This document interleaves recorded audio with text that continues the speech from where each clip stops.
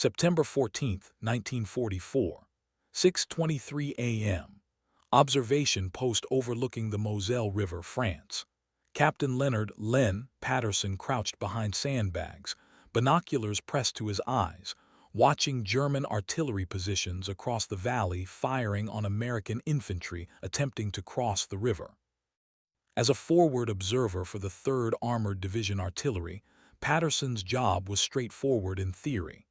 Identify enemy targets, determine their precise location, call fire missions to friendly artillery, and adjust fire onto the target until it was destroyed. In practice, the process was maddeningly slow and often inaccurate.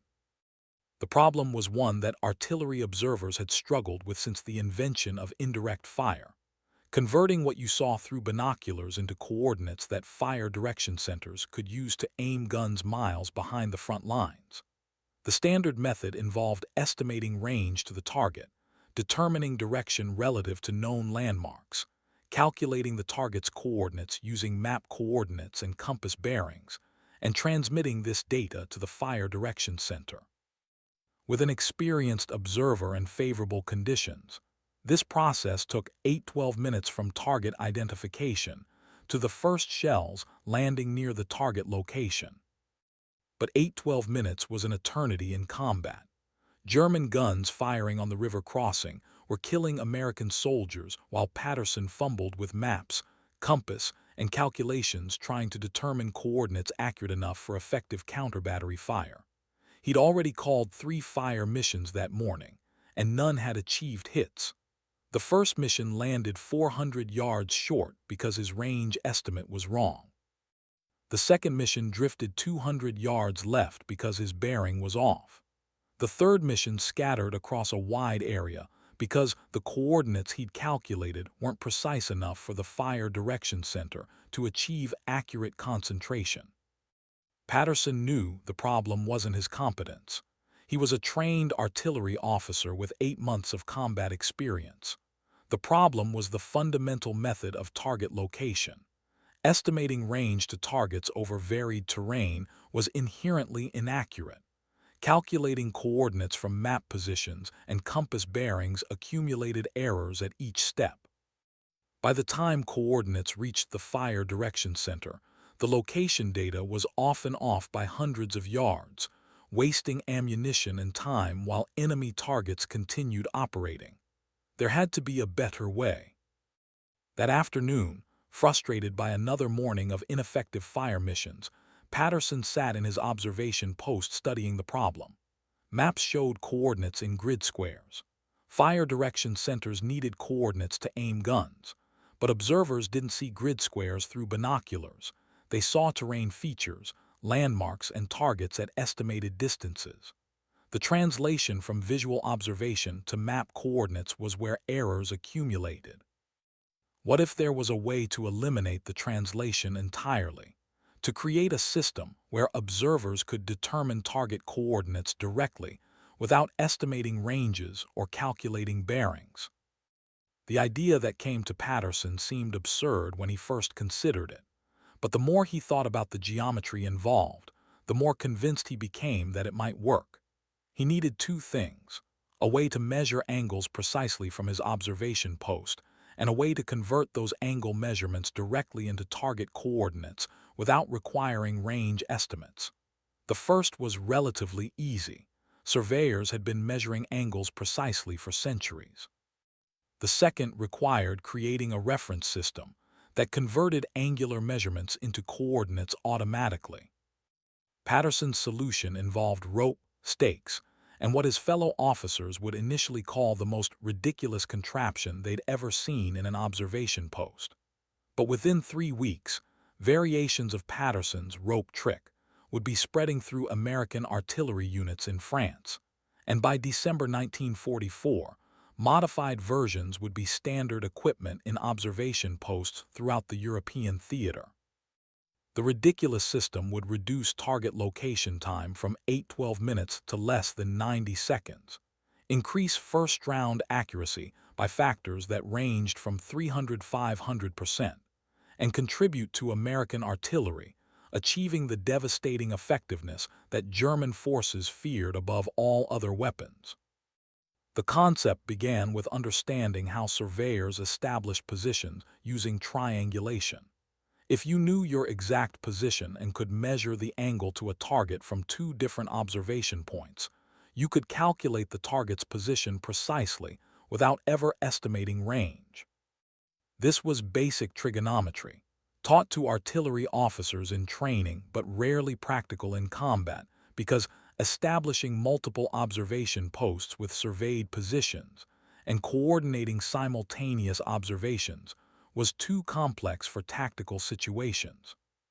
But Patterson realized he didn't need multiple observation posts if he could create a reference system at a single observation post that converted angular measurements directly into coordinates. The system would work like this.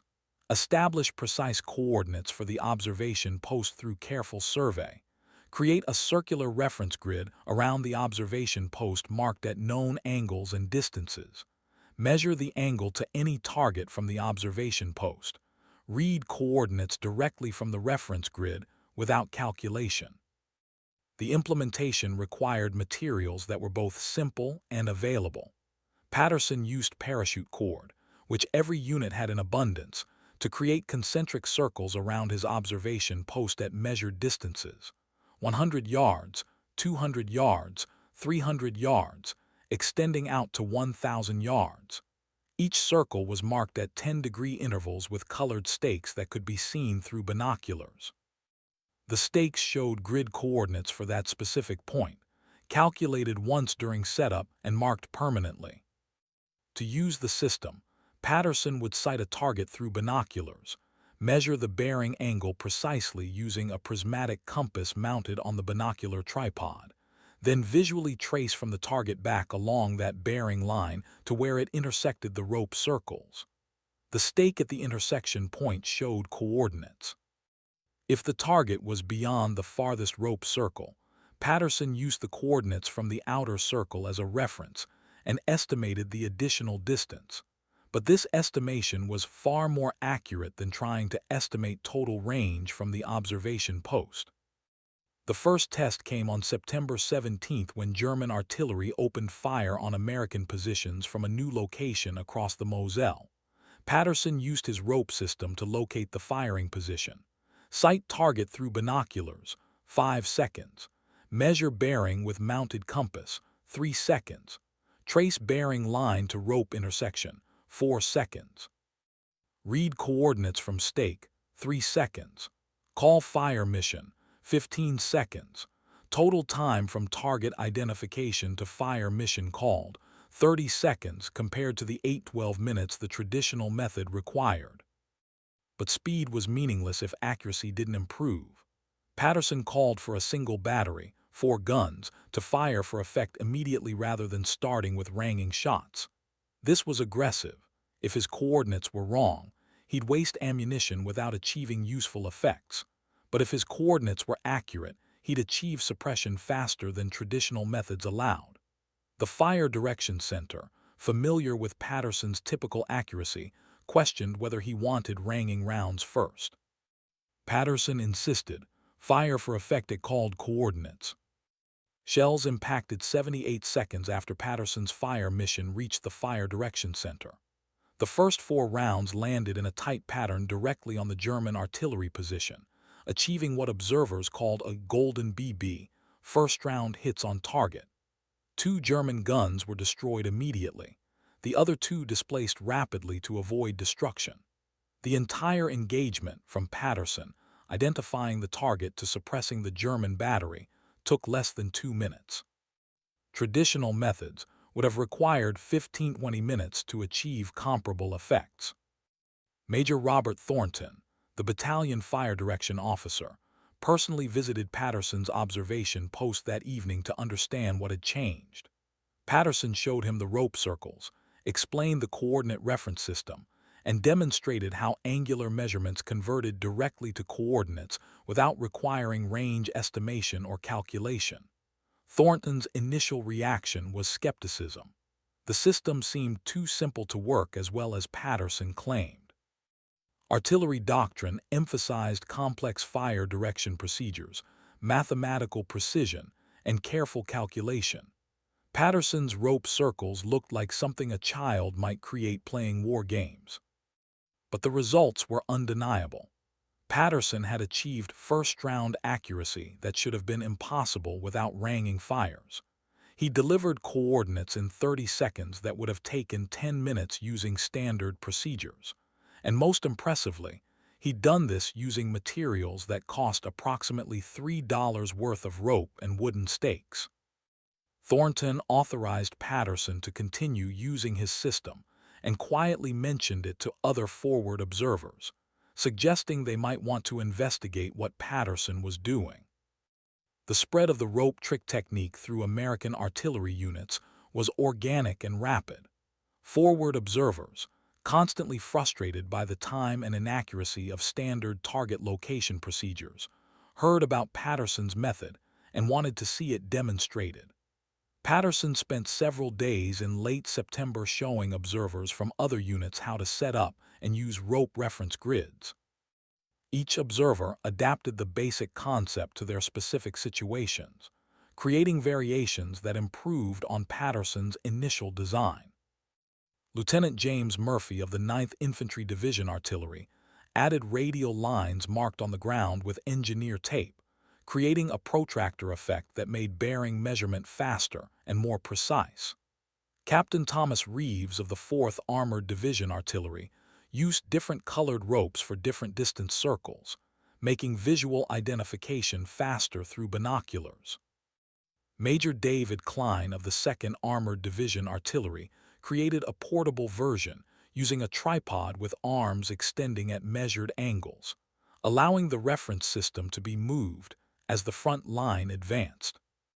By October 1944, rope grid systems were appearing in observation posts throughout 3rd Army's sector. The techniques varied in details but shared the core concept. Create a physical reference grid around observation posts that converted angular observations directly into coordinates without requiring estimation or calculation. The effectiveness was consistent across units. Target location time dropped from 8-12 minutes to 60-90 seconds. First-round accuracy improved dramatically, and fire missions achieved effects faster than German forces could respond. German commanders, observing that American artillery was responding faster and shooting more accurately than previous experience suggested possible, initially suspected improved communications or better maps. Intelligence interrogations of captured American forward observers eventually revealed the rope grid systems, but German analysts dismissed them as primitive field expedients that couldn't possibly account for the observed improvements in American artillery effectiveness. German artillery doctrine emphasized mathematical precision and technological sophistication. The idea that rope and stakes could outperform careful calculation seemed absurd. The resistance to accepting that simple solutions could outperform complex systems reflected institutional biases that affected all militaries. Artillery was a technical branch emphasizing mathematical skill and scientific method. Officers took pride in their ability to calculate firing solutions, determine coordinates precisely, and employ complex procedures. Patterson's rope trick suggested that much of this complexity was unnecessary, that visual reference systems could achieve better results than mathematical calculation. This challenged professional identity and institutional doctrine in ways that made acceptance difficult even when evidence was overwhelming. The U.S. Army Artillery School at Fort Sill, Oklahoma, initially refused to include rope grid systems in training curriculum when reports of their use reached instructors in late 1944. The school's position was that such field expedients might work for specific situations, but weren't suitable for systematic instruction. Proper artillery procedure required understanding the mathematics of target location, not relying on visual tricks that might fail under different conditions.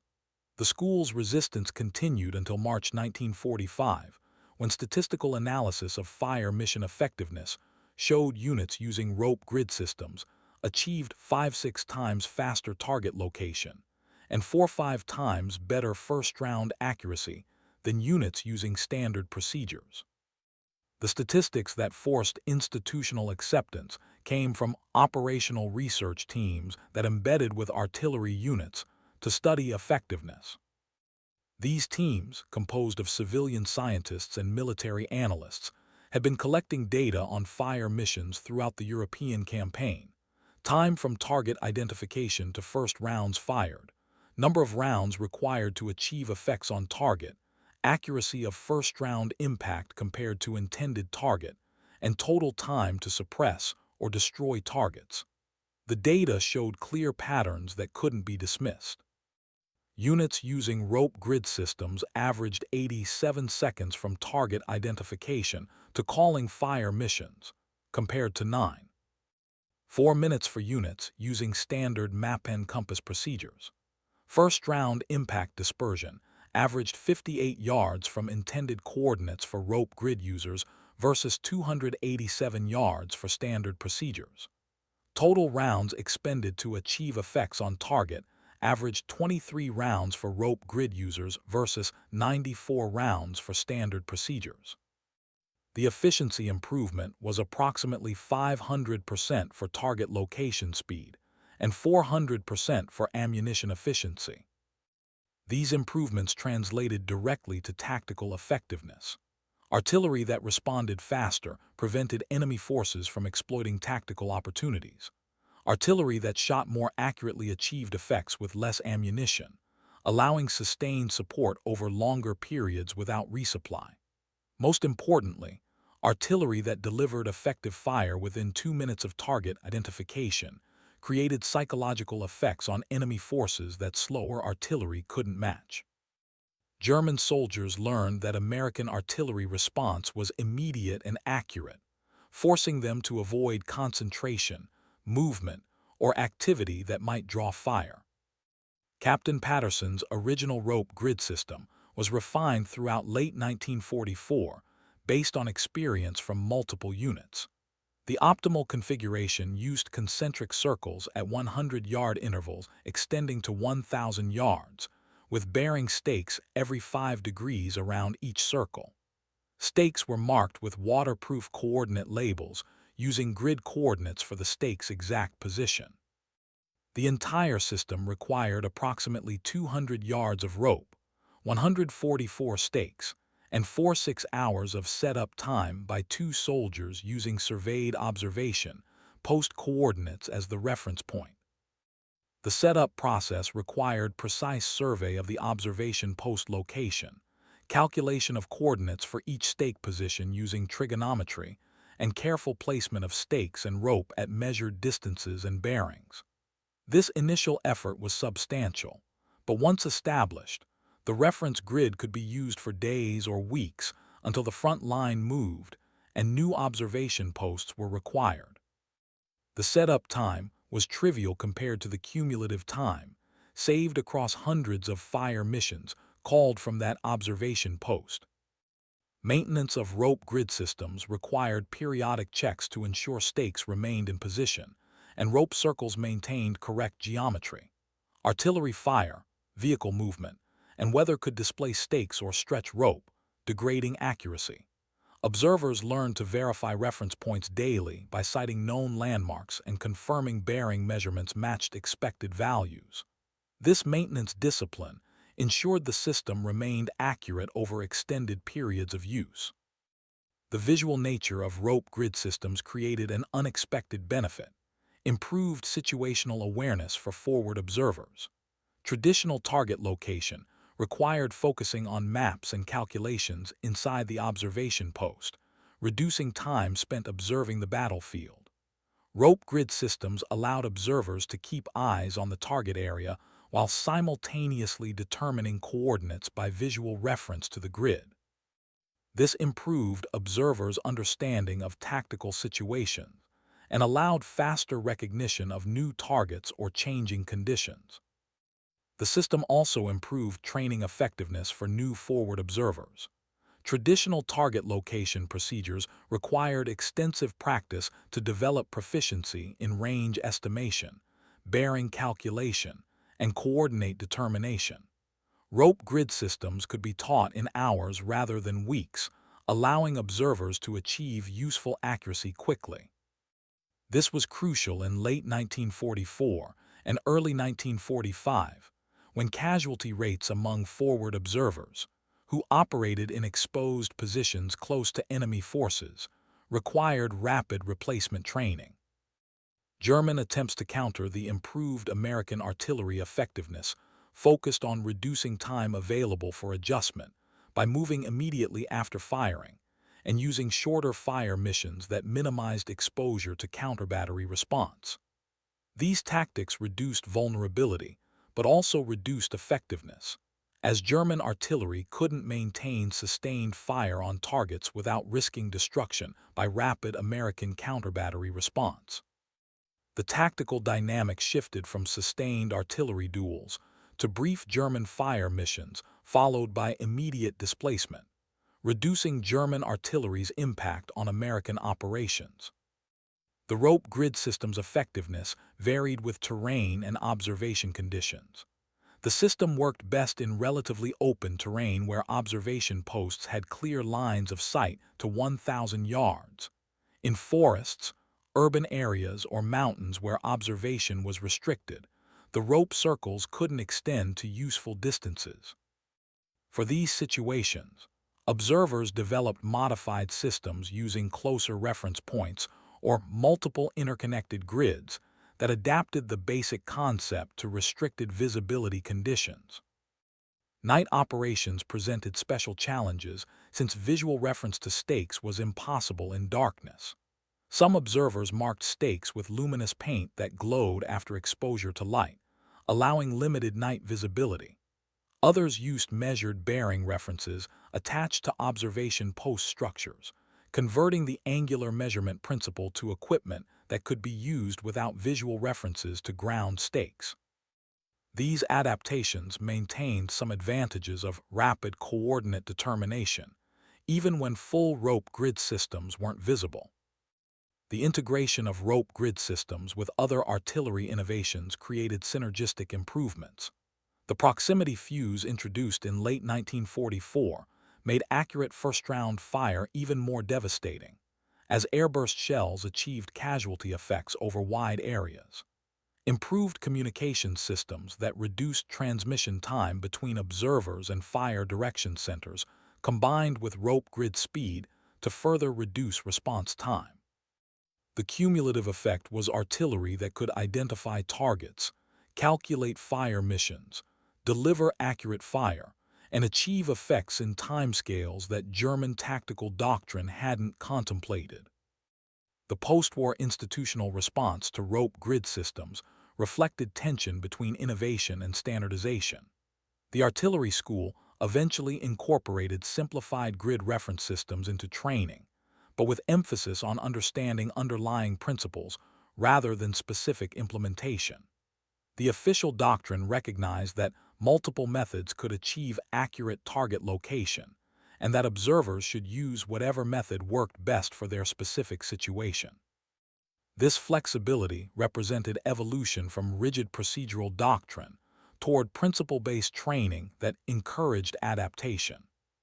Captain Leonard Patterson received the Bronze Star for his innovation, with citation recognizing development of target location procedures that significantly improved artillery effectiveness during the advance through France and Germany. The award was unusual in that it recognized intellectual contribution rather than combat valor, reflecting growing appreciation for tactical and technical innovation as valuable military contributions. Patterson was promoted to major and assigned to the artillery school, where he taught target location procedures to new forward observer classes. The broader lesson from Patterson's rope trick was that complex problems sometimes had simple solutions if you questioned underlying assumptions. Artillery doctrine assumed target location required mathematical calculation because that's how it had always been done. Patterson recognized that observers didn't naturally think in coordinates. They thought in visual references and angular measurements.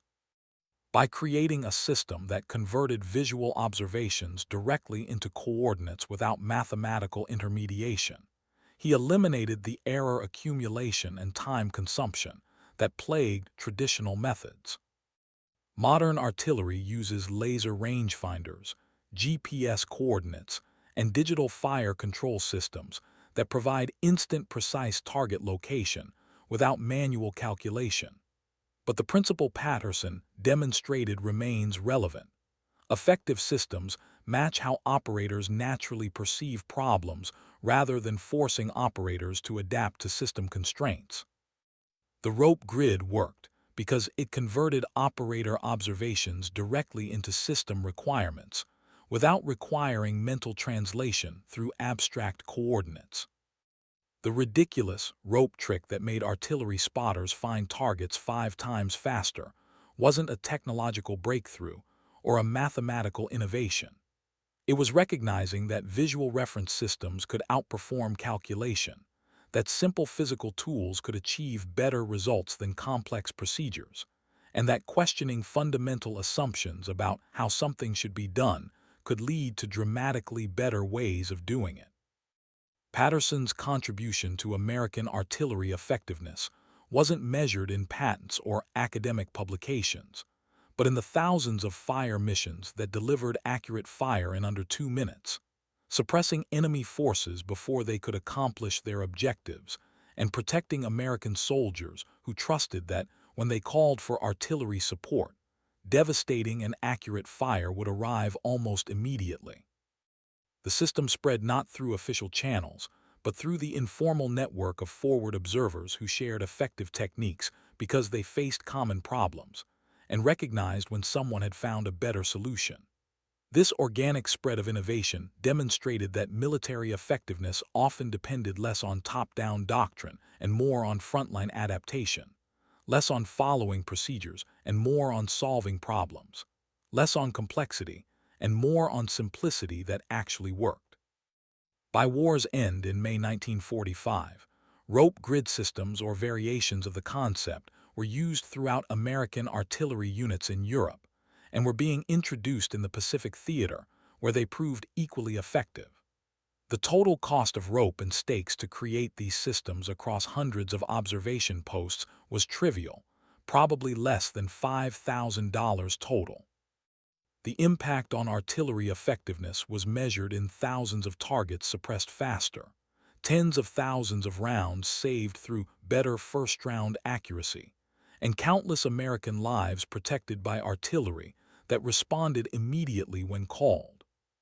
Captain Patterson's rope circles, laid out on French hillsides in September 1944, represented something more significant than a tactical innovation. They demonstrated that military effectiveness often came not from following established procedures, but from questioning whether those procedures actually worked, not from accepting complexity as necessary, but from seeking simplicity that solved problems better, and not from waiting for official solutions, but from developing practical answers to immediate challenges. The ridiculous rope trick worked because Patterson understood that the best solutions often appear ridiculous until results make them undeniable.